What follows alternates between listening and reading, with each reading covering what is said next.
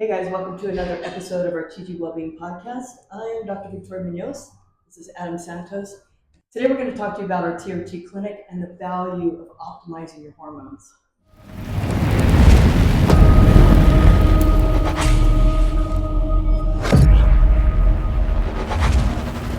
Awesome. Well, we're back at it again. Yep. Another week at it, and again, thank you, for all the information that you're always sharing, and it's invaluable information that we've been discussing. And one of the things I want to talk about today is, what got you started in this field, and the passion of helping people and providing TRT for those who need it. Yeah, well, it started many years ago, probably since I can remember. I have memory. I remember at the age of 2 telling my grandmother I was going to be a doctor. That was where it all started. Yeah. And my dad's a scientist, so I was always kind of submerged into medical science in one way or another. But I knew I wanted to be a doctor. I don't know how I knew that or why. As time went on, I gained additional insight into why I wanted to be a doctor. For example, I knew that I was going to build awareness in people. And then I knew that I was going to create anti-aging and longevity in people. And even at a very young age, I knew this. I didn't know why, but I knew this. And then when I was considering medical school, I was working in the conventional medical field in terms of being a registered nurse. And I was on the front line of everything. I had like 13 different specialties of nursing. I wasn't intending on staying in nursing, but I was glad that I had that experience before going to medical school, because it taught me a few things about what I did want and what I didn't want. What I didn't want is to be prescribing pills and not seeing people get better. That was the only thing I saw as a nurse, is that people are on more and more medications, coming back into the hospital and getting sicker and sicker. And I had to question, why is that? I worked psych for about 13 years of my career in nursing, and everybody on a psychotropic medication was on a thyroid medication. And I was like, why is that? Because it's destroying the thyroid and the cell's ability to metabolize, right? So I had all these questions in my mind, and when I was finally ready to pursue a degree in medicine, I was questioning, well, what do I really want to do, and what's going to be effective in really helping people? And I determined that conventional medicine was not it. So at that point, I was like, well, maybe I'll get a PhD in something, because I didn't think becoming a medical doctor was ultimately my destiny at that point, until I discovered naturopathic medicine. Now, if I'd gone the MD route, I would have become functional at this point for sure. Yeah. But once I learned about naturopathic medicine, started looking into it, ultimately, long story short, I decided that was the route I was going to go. And it made complete sense in terms of not only being able to take patients with any ailment, but to also have solutions to the problem. And that's really what I'm all about, solutions to the problem, not just putting a Band-Aid on a symptom. Well, that makes sense. So with naturopathic medicine versus like conventional medicine, I mean, what is the difference? I mean, my understanding is more like conventional medicine is going to essentially patch the problem, put a Band-Aid on it, and kind of fix it. It can get to the root of it, but naturopathic medicine, I mean, you're truly trying to figure out the root of the cause and healing the person. Right. What caused you to want to go that route? Was it just seeing what you saw as a registered nurse, kind of seeing that it wasn't as beneficial as it could have been? I think so, because I was totally convinced I was going to either be a cardiologist or an orthopedic surgeon. Okay. Because I wanted to go into sports medicine. I've always been an athlete, passionate about sports. And that's really what I believed, that I was going to go in that direction. However, what I learned from working in the conventional medical arena is that, first of all, nobody was getting better. Like I said, everybody's on a different medication, and then multiple medications, and more and more and more. And, I was thinking, well, we're not deficient of Prozac or these heart medications or these blood pressure medications or, other psychotropic medications or anything else that people are on. There are medications that are indicated for health. I agree that sometimes we have to be on an antibiotic, right? I also agree that hormone replacement is a little bit different. We'll talk about how it's different when we're prescribing hormone replacement as opposed to like these other pharmaceuticals, because they play different roles in the human body. Naturopathic medicine Well, first of all, when you go to naturopathic medical school, it's a complete different experience in MD medicine. In MD medicine, what they're doing is they're going to school for 2 years to do didactics, which is in-class learning. They have very little education on biochemistry. Most MDs don't even remember the mitochondria from med school, which I use the mitochondria every day in my practice because the mitochondria and damage to mitochondria is the basis of all disease for the most part. There's a very, very small amount of conditions that are truly genetic, and it's my suspicion that there's an iatrogenic component that contributes to that, meaning in the womb there's some kind of toxic exposure. For example, I mean, we look at the placentas of mothers after birth, and when they measure the amount of toxicity in the placenta, it's enormous because our water's contaminated, our food's contaminated. And that's another topic for another time. But, it's recommended that women, before they get pregnant, do a detox and test for heavy metals and all this. Not everybody's that well planned when it comes to getting pregnant. But that being said, the majority of illness is related to dysfunction of the mitochondria, damage to the mitochondria. So I use that every day in my practice now. I wouldn't have known anything about it as an MD because what MDs learn is algorithms for prescribing pharmaceuticals. That has a lot to do with Carnegie and the whole issue with monopolizing the healthcare system back in the early 1900s. And I do have an episode on that on my podcast. So if any of you want to learn more about how healthcare has been hijacked, you can check out that episode. But now as a doctor, what I do, and I'll just back up and say in school we had 4 years of didactics. It's all about the healing components of medicine and how the human body works, not only physiologically, but biochemically. I use biochemistry every day in my practice because it's important. You have to understand human biochemistry and physiology on a microscopic level if you want to heal the body. You cannot heal the body without that knowledge. And I'm not just giving prescriptions for symptoms. I want to know, okay, maybe somebody comes in, they're really, really sick. We've got to get them out of that sick state because it could be detrimental if they stay there for too long. Yeah, I'm going to use prescriptions. And then, but at the same time, I'm going to be working on healing modalities to get them better and get them out of that sick state. If we're just putting pharmaceuticals on top of an illness or a symptom, for example, then we haven't addressed the problem. It's like putting a lid on a pressure cooker. So what happens is that then it starts to express itself in other symptoms. And then the patient ends up with other diagnoses, right? There's 32,000 different diagnoses and one root cause of disease. Wow. That's mitochondrial dysfunction. Wow. So that's why I do what I do. And it does play a very strong role in hormone replacement as well.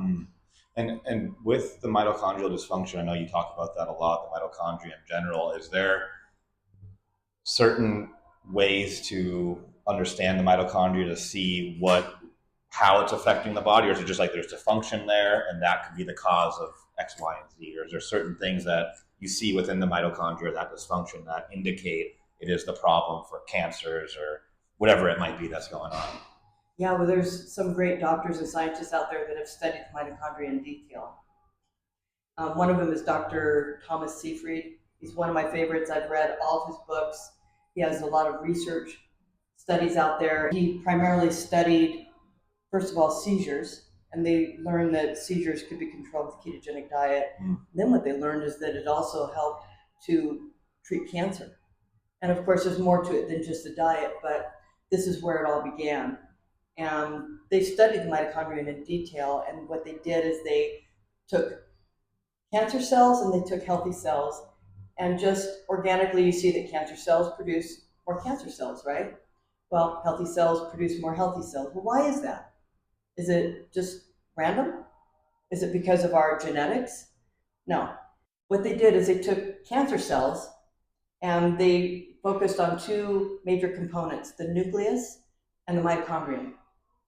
And they took the nucleus out of cancer cells and put it into a healthy mesenchymal stem cell, and that cell produced healthy cells, even though the nucleus came from a cancer cell. Interesting. Then what they did is they took mitochondria from that cancer cell, put it into a healthy mesenchymal stem cell, and it produced cancer cells. It was just out of control. So this was just evidence that the mitochondrion was the culprit in disease and not the nucleus, not our genetics. Like cancer, for example, any conventional literature that you receive, it will say that cancer is a genetic disease, and it's not.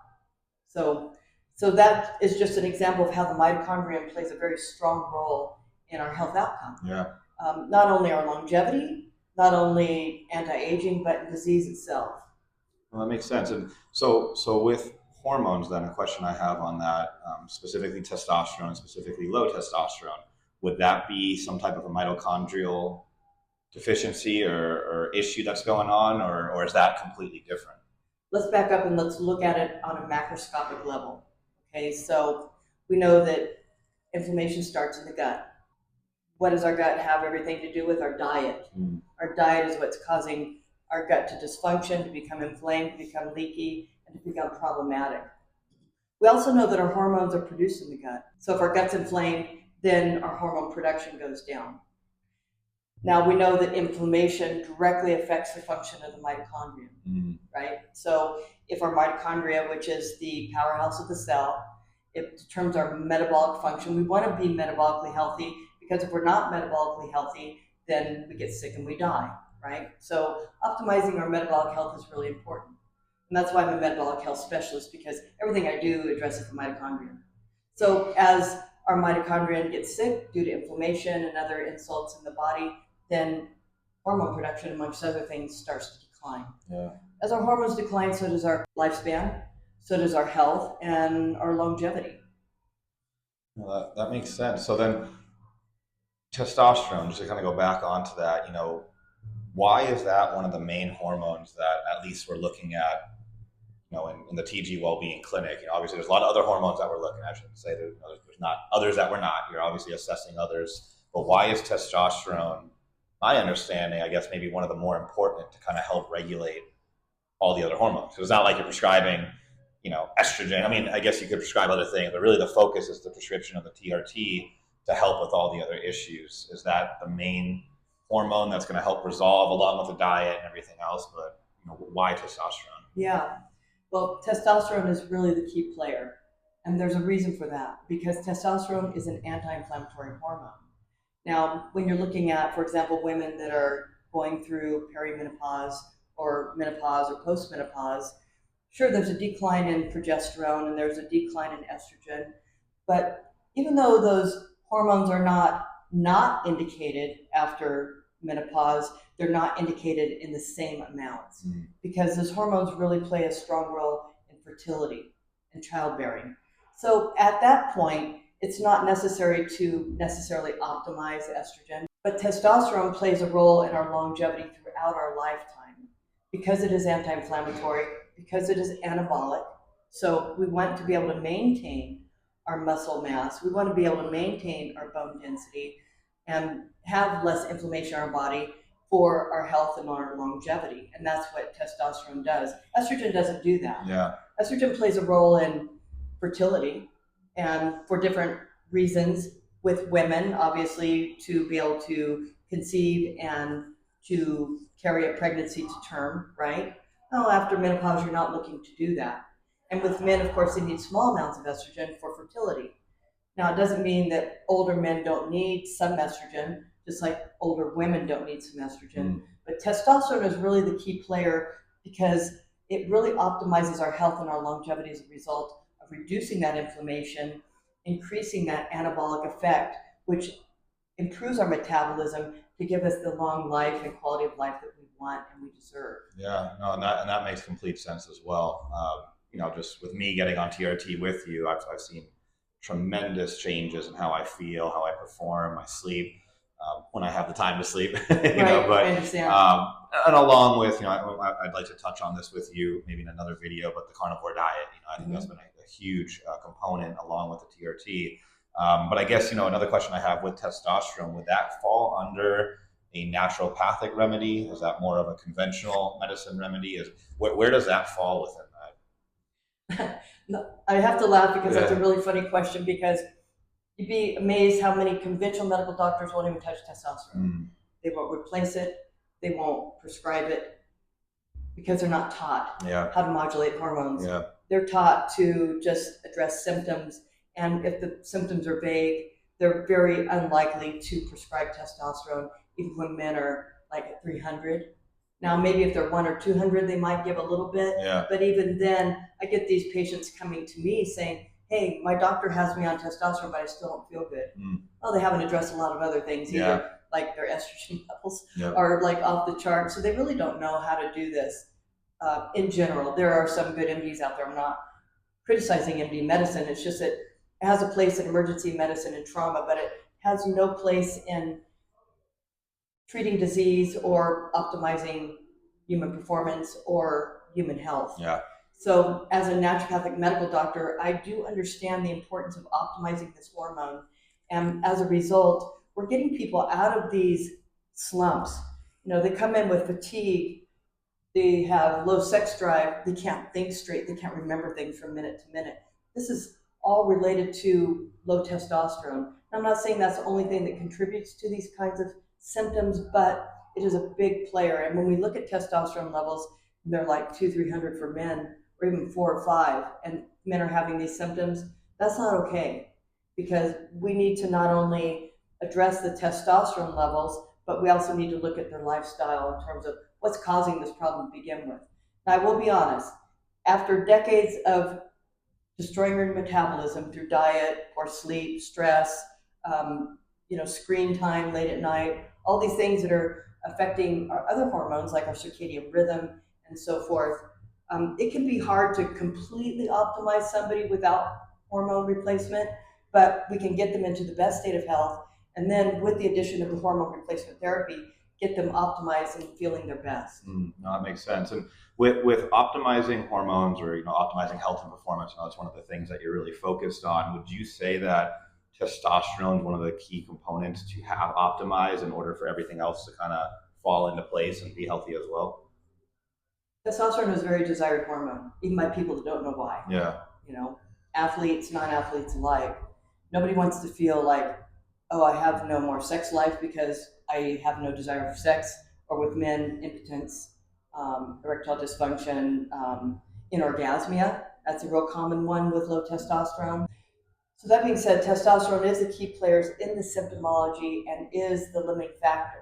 So once we start replacing the testosterone, of course, monitoring it by blood work, because there's other things we need to look at. With men, estradiol can go up. That's really the only thing that I've experienced when I prescribe testosterone, simply because we start low and slow. We do it right. We monitor blood work every 12 weeks to make sure that everything is staying within a normal range, and to make sure the patient is staying optimized. When the patient comes back and says, well, I'm at 600, but I'm still feeling like I'm not having the benefit of this or this or this, right? Maybe their sleep still isn't optimized. Maybe their sex drive's improved, but it's not quite where they want it to be. Then we're going to bring them at the upper limits of normal. And we're also going to be addressing other things like diet and lifestyle to make sure that they get the full benefit of the testosterone replacement. We're not just giving testosterone for the sake of giving testosterone here at TG Wellbeing. What we're doing is we're making sure that the patient's optimized in addition to the TRT to get the best outcome. Now, we are working with a lot of athletes too. And even though we're not giving testosterone as a performance enhancer per se, we're giving it to optimize their health. But the side effect is they get that performance enhancement, especially when we optimize it. So when we look at the big picture of what we're doing and why we're doing it, it makes complete sense. No, absolutely. And so with testosterone, and again, I mean, that it's a key component in our health and our well-being and everything, but who is it for? I mean, I know we've discussed this before, but, say, maybe a better example, you got an 18-year-old kid, super healthy, should that person be looking into testosterone? Should I be looking into labs at least? I mean, what's your suggestion on that? Yeah, so anybody 18 or over can join our program and come and get their labs reviewed by me. Doesn't mean I'm going to prescribe or recommend that. But the caveat is that we see 18-year-olds with horrible testosterone levels these days. It has everything to do with the diet and environmental exposure. Diet is really key, though. Diet is, being conservative, 80% of it, probably more like 90, 95% of it. And because of the way people are eating, from the day they can first take a bite of food, it's horrible. It's absolutely horrible. And people come to me and say, well, I eat healthy. Well, let's look at your diet. No, your diet is killing you. Yeah. You know, Yeah. so it's just a matter of education and people understanding what healthy means and the true definition of a healthy diet. So yeah, I get these 18-year-olds come in. If their hormone levels are optimized and everything looks good, of course, we're not going to prescribe TRT. However, if their numbers look good, but they could use some improvement in their diet or their exercise regimen, we're going to talk about that, right? Yeah. Because what's happening is we're not seeing the evidence of metabolic dysfunction yet because it takes years to be symptomatic. So the damage starts a good 20 years before you have symptoms. That's why, boy, when I was 18, I could eat anything I wanted, and I could lift, and I had all this energy, and I didn't need a lot of sleep. That doesn't mean that you weren't starting to see the beginning effects of metabolic dysfunction. Yeah. It just means it wasn't so profound that you weren't having the symptoms that are just now. Look at you, you're 40 years old and you can't hardly get out of bed in the morning. Yeah. Yeah. That's not okay, and that's not normal. Yep. People think, oh, I'm just aging.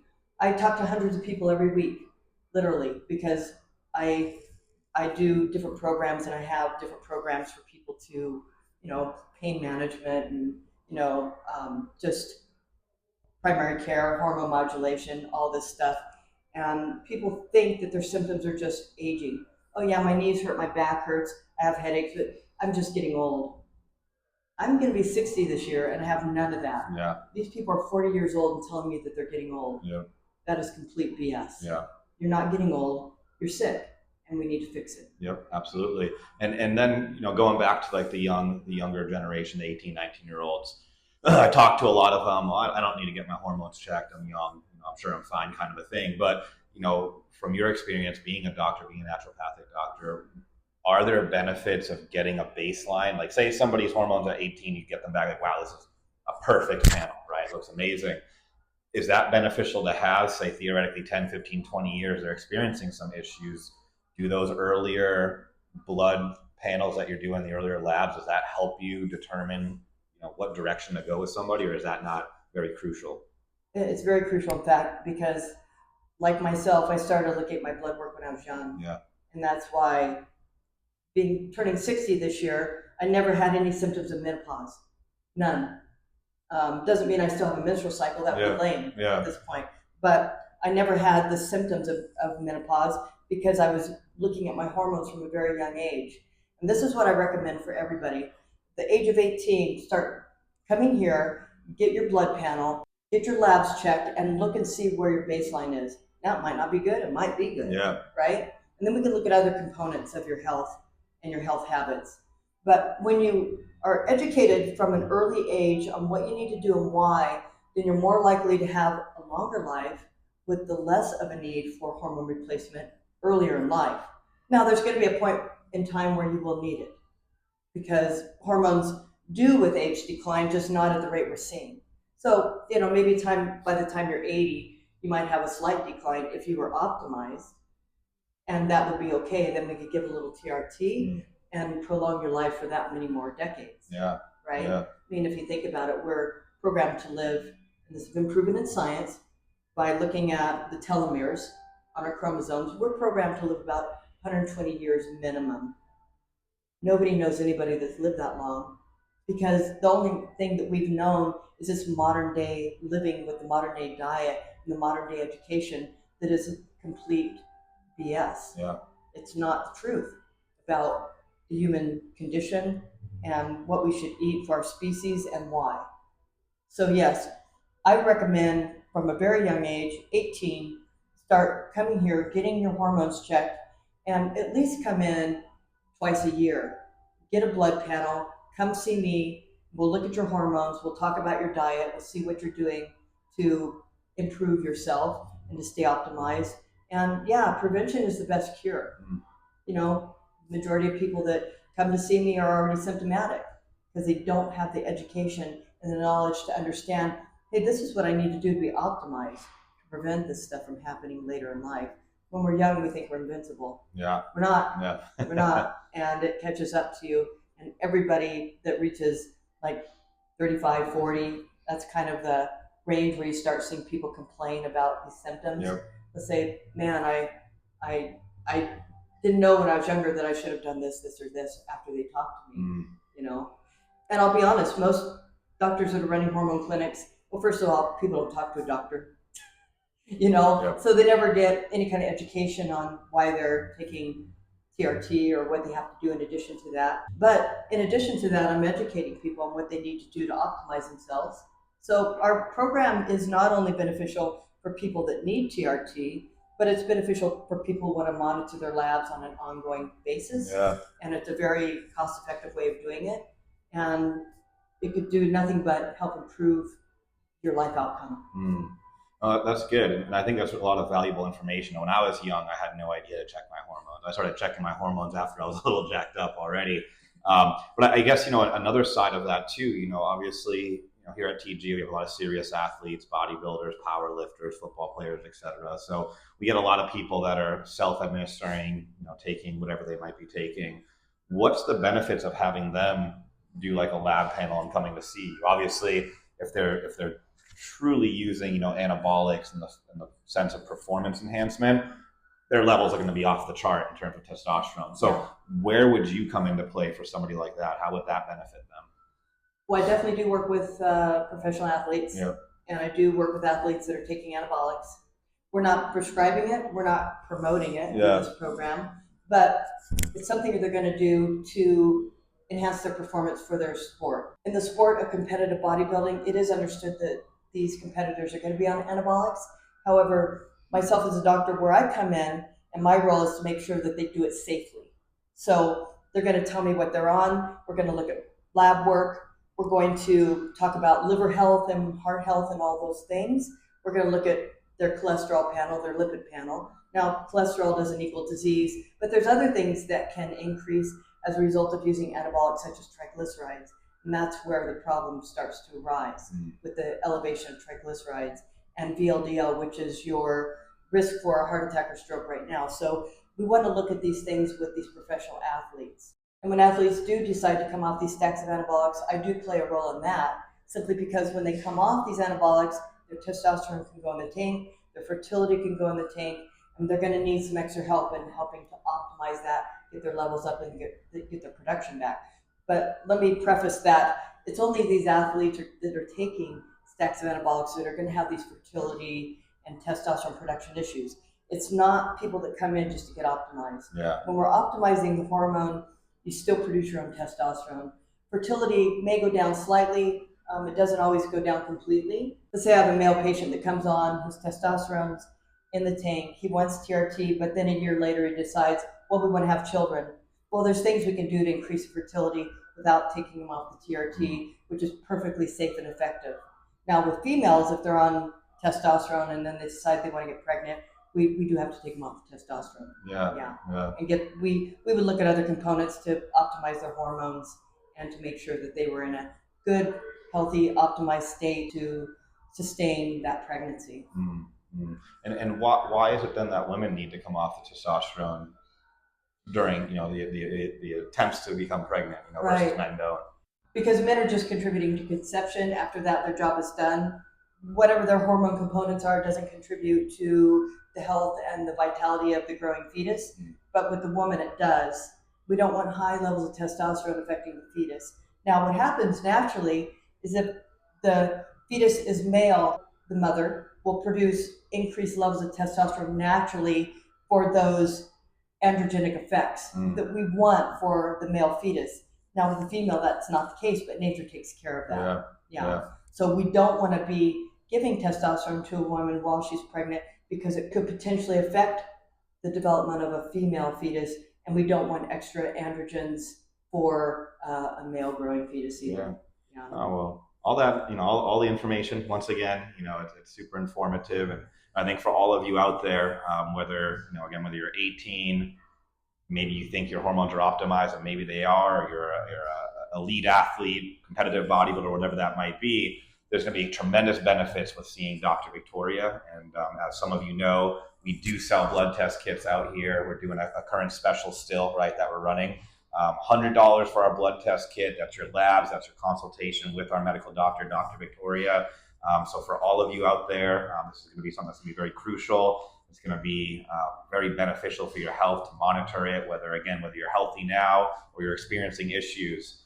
This is definitely something you guys want to get on. So come see Dr. Victoria, come get a blood test kit, get you optimized, and she's the one who's going to be able to do it for you.